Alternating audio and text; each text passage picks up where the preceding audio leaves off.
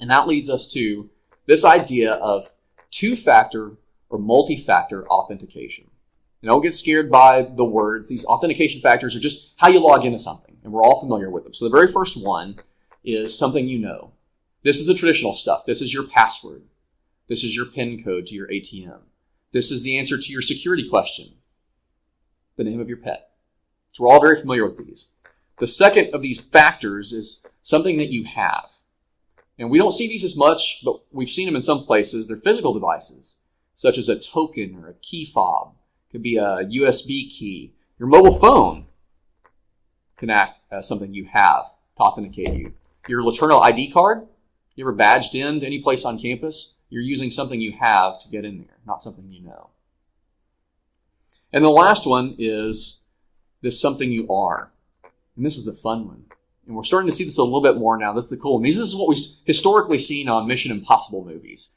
It's the facial scan. It's the iris or retinal scans, the biological factor, like voice recognition, fingerprint or handwriting recognition. A lot of phones now are coming with thumbprint scanners. Mine has you can see the top there, a little red light comes on. That one actually scans my iris and unlocks my phone based on my iris scan. So that's becoming more and more prevalent. As a criminal, which of these is the most difficult to attack? Exactly right. You have to be there. And which is the least difficult to attack? Something you know. It's easily coerced out of you. It can go anywhere. They don't have to have physical captivity of it. And this is the reason why I keep saying passwords are bad. And that's why I say 10 years down the road, we may not be using passwords anywhere. It may be all this other stuff, and we're getting there. The good news is that a lot of places have already implemented this idea of multi-factor authentication. So today when you leave here, you can go home and should go home and start enabling or signing up for two-factor, multi-factor authentication on every one of these types of services. PayPal, your bank website, log into each one of them, and usually somewhere in the customer privacy settings dashboard somewhere, there will be an option for you to enable it. And today, most of those options are going to require you to put in your phone number. Because the first time you log in from a new location, they're not only going to want your password to something you know, they're then going to send you a text message, usually with a PIN code of some sort. Don't click on, there's a link, don't click on the link. It's interesting that you say that, though. I want to share something with you that I saw just this morning on Twitter. Look at this guy. This is a phishing attempt that somebody posted a picture of just today. I mean, this was like an hour and a half before we got here. Take a look at that. And this is a phishing attempt. They're asking for the traditional, what is your password? Look what else they're asking for there. Your phone number. Why do you think they want that? You're the criminal. Why do they want your phone number now, too? You're exactly right. Yeah. So they'll either figure out how to co-opt your phone number and make the stuff get sent to them, or they'll try to social engineer it out of you. After they know that whatever legitimate service sends that PIN code to your texts, they're going to follow up and text you also and say, hey, you should have gotten a PIN code. Reply to this message with that PIN code. How sneaky is that? That's what's hot off the presses. I'll give you that one for free. And then you may ask, well, how is two-factor authentication then utilized here at Laterno? And the good news is that we're hoping to roll this out at some point this summer. So we're hoping to start a pilot group with two-factor so that certain people can sign up. And it would require them not only typing a password, but then putting in a PIN code from somewhere, using their cell phone to authenticate on top of that additional layer of security. Okay, on to the last attack method. We've got a few more slides. We're almost there. The direct attack of the computer or the infrastructure. So the easiest type of attack is physical access, and if somebody has physical access, it's almost impossible to stop them from getting something. But here are a few tips on physically securing your mobile devices. So we already talked about use those passphrases, those more complex passwords. Use those biometric type things. If you've got a fingerprint scanner, iris scanner, use those. Turn on any kind of Find Me feature, like Find My iPhone on your mobile device. Always encrypt your files. and this is the same idea that the bad guys are using against us when they encrypt our documents. We want to do it first, because then we have access to them. If you're using the Windows 10 Pro or Education Edition, your computer comes with something called BitLocker from Microsoft, and that's one of those encryption programs. And we actually use it across all the mobile devices here at Laterno. So anytime we send a laptop out the door from IT, the whole hard drive is already encrypted with BitLocker. And what that means is that somebody who steals that laptop, if it has confidential info, they can't log into it because they don't hopefully know any of our passwords.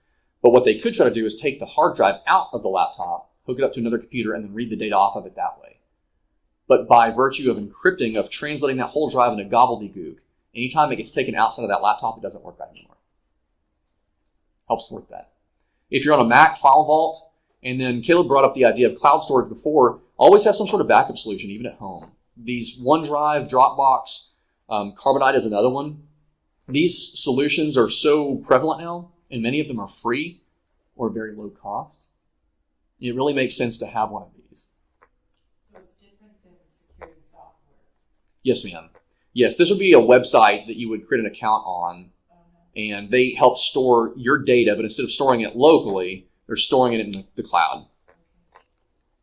And OneDrive, Dropbox, Carbonite, those are all examples of specific services that offer that. Be sure to always record the manufacturer model and serial numbers of any mobile devices you have. If you can, take a picture of them and then store those in a safe place. Because in the event that it gets stolen, oftentimes police want or will need that information. Additionally, if it happens, you can contact your IT provider. So if you're here and it's a business device, you can contact us. A lot of times we have the ability to remotely wipe a device. In the event that it had anything on it, we don't want falling in anybody else's hands. If it gets stolen, you can call us. We can hopefully remotely wipe the device and then lock the device so it's much less useful to whoever stole it. And of course, the best idea is always to prevent the theft if you can. And then that last thing goes back to our scenario from earlier. As much as we want to help track down the owner of a lost flash drive, don't do it. Find a flash drive on the floor, chunk it.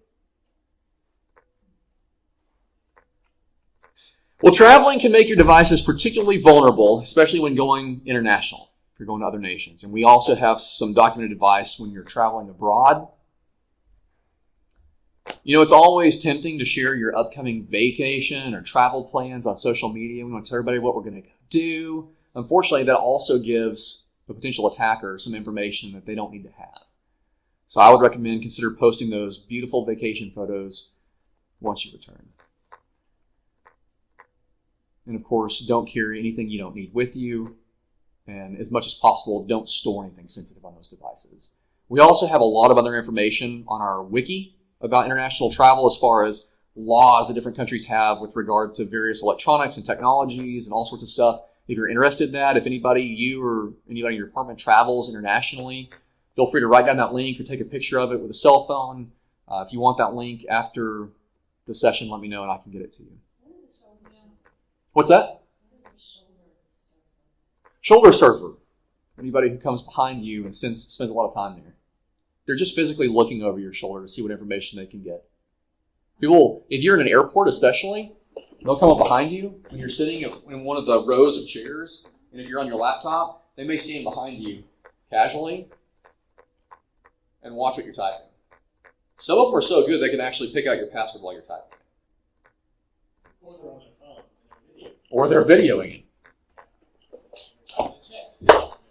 And it's always easier to dissect the password later when you can slow it down in slow motion.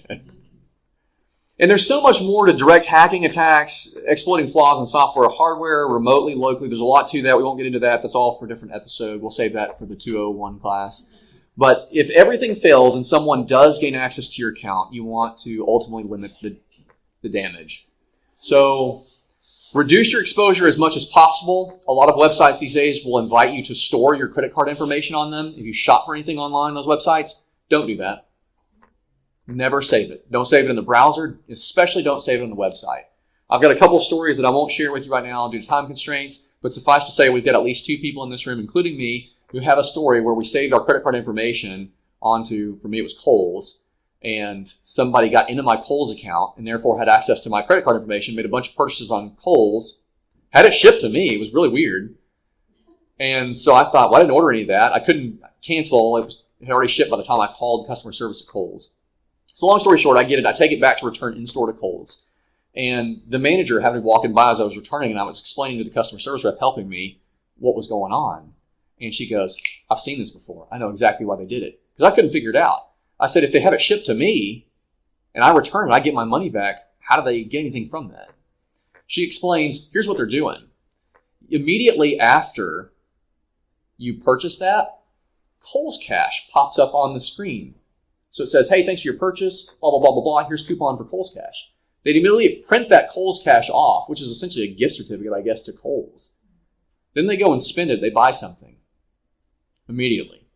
It takes 3 days for the item to get to my house. I go to Kohl's, takes me a day to return it maybe. By the time I return it, they've already used all that Kohl's Cash. They then either return that product for real money or they sell it to a pawn shop or somebody else for money. And this last one, what info of mine is already online? I want to share this with you, and this will be the end. But this website, haveibeenpwned.com. What a weird named website. Pwned is kind of like the cool hipster hacker terminology for owned, or have I been compromised? So this website is very interesting. I would encourage you all to go back and give this a shot. You punch this in here, and this guy, we can actually trust this website. The guy who makes this website works for Microsoft. He does this website in his own hobby time, and he's kind of a security consultant fellow. But he maintains a database of all accounts that have been leaked online. So you can go on here and type in your email address and click, have I been pwned? And it will tell you if you have. If that account that you just typed in was associated with a data leak.